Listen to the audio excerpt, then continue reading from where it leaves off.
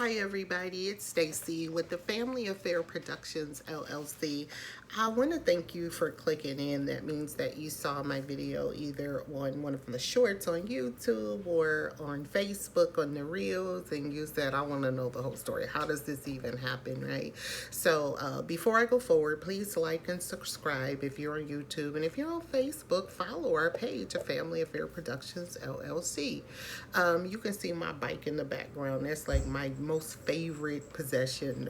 I live in the Bay Area, so bike riding is huge, and I quit smoking cigarettes a couple of years ago, so it's been a battle to shake the, post non-smoking weight. So anyway, back in December 2019, I started to homeschool my kids. I knew I was not going to send them back to the public school system, so I quit my job and I was like, I'm not coming back.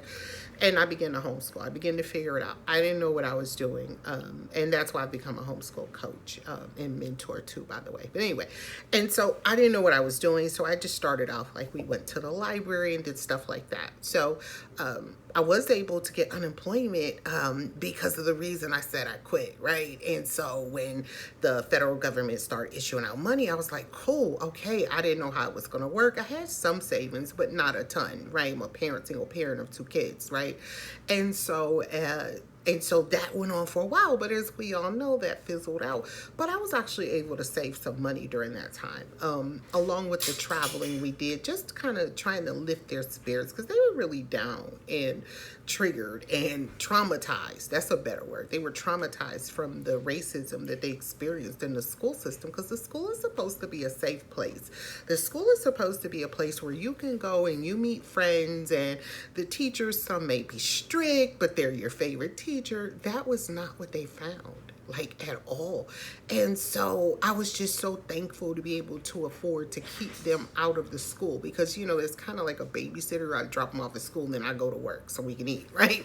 And so I was so thankful to have that time and space, and COVID came and everything shut down. It was just like the perfect storm, even though I'm so sorry for all the people that were sick and lost loved ones during COVID. If there was anything that came out of it for my family, that was a safe space to heal, right? Because everybody was shut in. And so we just began to move in that, right? But there was no really counseling or anything I could get for them at the time, because only a person who looks like me can understand my experience, or that of my children, right? And so that was kind of a disconnect. So anyway, I began to find other little ways to make money, as so many people did during COVID, right? So I started to create journals and recipe books, like books you can write down recipes in, and my kids started to write little short stories, and so we began to publish them on Amazon, which you can find those on Amazon, A Family Affair Productions LLC, and you can follow our authors page because we always release new stuff. And so we began to find other ways, like to reach people, because everybody was so social media saturated, we were like, well, hey, you can sit at home and find time together with your family. You all don't have to be in separate rooms and, doing your own thing. So that's why we created those, right? And so that went very slowly, and I do get some royalties off of those, right? Not a ton just yet. I've started really to promote them lately in the last 6 months, but probably not the way I should be. Anyway, because I focus mostly on the children, to be honest, and myself, right? Recovering with them from their experiences, helping them to move forward. And so what happened, I noticed last year, we had done some traveling, and last October, we drove down south with another family member, because I lived in Georgia for 3.5 years before we moved here. So, and then one of my daughters lives in Atlanta, so we drove to Atlanta. We stayed like almost 2 weeks. But when I came back, man, I was just like, I don't know how we're going to eat when we get home. This little cookie jar of money I've been saving is fizzling out, right? There's nothing going in, only stuff coming out. And at that time, all the stimulus and all that money, it kind of dried up. And so I was like, okay, so January came, I'll move some stuff around, like, okay, I'm going to take some money from here and I'm going to start a business. I'm going to make it official. And so I started to buy equipment and what I thought I needed, and doing all this other just random stuff that I thought would help us build. And it was a good idea, right? The problem was that I didn't have any capital. I didn't have enough money. And my fear building a business, not quite knowing, my kids are content creators and they're on TikTok. So I created a web page and, kind of committed it to, hey, I'm a homeschool mentor, I'm a coach, I've got over 30 years of parenting experience, I've raised a set of kids at the public school, I've sent 3 of them off to university. I know how this works, and now I've been homeschooling for a little bit of time, so I know how this works. I'm here for you. You can buy my services. None of that panned out. Though my heart was in the right place, my approach was wrong. You can't go into a business saying, okay, I'm about to make some money.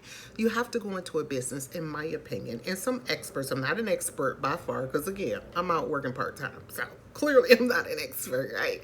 But if you think about it, you have to go into it. I believe I should have gone into it saying, you know what, I'm going to provide an awesome service and I'm going to build something. And at some point we'll make some money and things will work out and blah, blah, blah. Not going into it saying, hey, I'm new out here. I know you never heard of me. And you're like, why do I need you to help me figure out how to homeschool? I can do what you did, blah, blah, blah, right? Just like thinking of ways, right? And that's awesome for me to be doing that, especially coming from the background I came from of instability, right? For me to step out like that, it was huge. But what I hadn't considered was, sister, you're gonna need some money. And I hadn't thought about what it would actually take, right? What does it actually take to do this? For the dream that you see here to become a reality, it's gonna take a little more than a couple of videos and a web page. And that's what I thought is all I needed, right?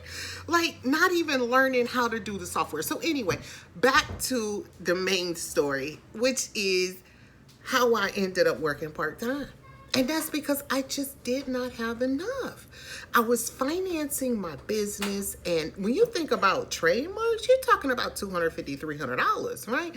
When you think about all these things on the back end, I never considered them when I thought about starting a business. I just went into it, right? I didn't even think, and the ideas, the more stuff comes to me, I'm like, oh, boom, this will boost us up. But it takes money. And so I can't take out of the household to do that anymore. I've done that and it didn't work well. I had money scammed from me from my business account. And just FYI, go with a brick and mortar business. Don't do the online businesses, because there's no way for you to go find somebody and say, hey, I just put my money in this account. Nope, because you're going to Green Dot and all these other places. Take it from me. Not worth it. Do the brick and mortar, pay the fees, right? And so I had to learn that the hard way and all these other things. And so on the process, on the journey to learning how to be a successful business owner, the number one thing I had to learn was to mind my own business, meaning don't be in other people's business. And 2, how do you finance it? How much does it mean to you? Does it mean enough that you're going to be uncomfortable for a little while just to be able to build and make it into something phenomenal? What you see in your mind. How do you make what you see in your mind?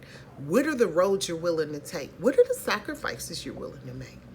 Right? You can't humble yourself to go back to work part-time? Really? So that's how I ended up having to go back to work. I just didn't have enough.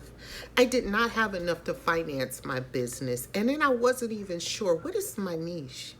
What is that? How do I build on that? How do I connect with other people in my niche and say, hey, I've got products and services that can help you along the way? How do I do that? And I hadn't considered that. I was just so eager to really, really want to make money. I'm going to say it out loud. I was eager to make money. And then 2, I was eager to be a business owner. I had never done, well, I guess I had years ago. I used to braid hair when I lived in Detroit many years ago. But that was me in my house braiding hair, and it was okay. I've had a couple of small businesses, but nothing like what I'm doing right now, right? To literally legally establish it, to create an LLC, to build that, to get the EIN, right? Being very careful not to go into debt. trying to build a business, right? Because people are like, oh yeah, we'll give you, I got a couple of vendors. I just have a couple.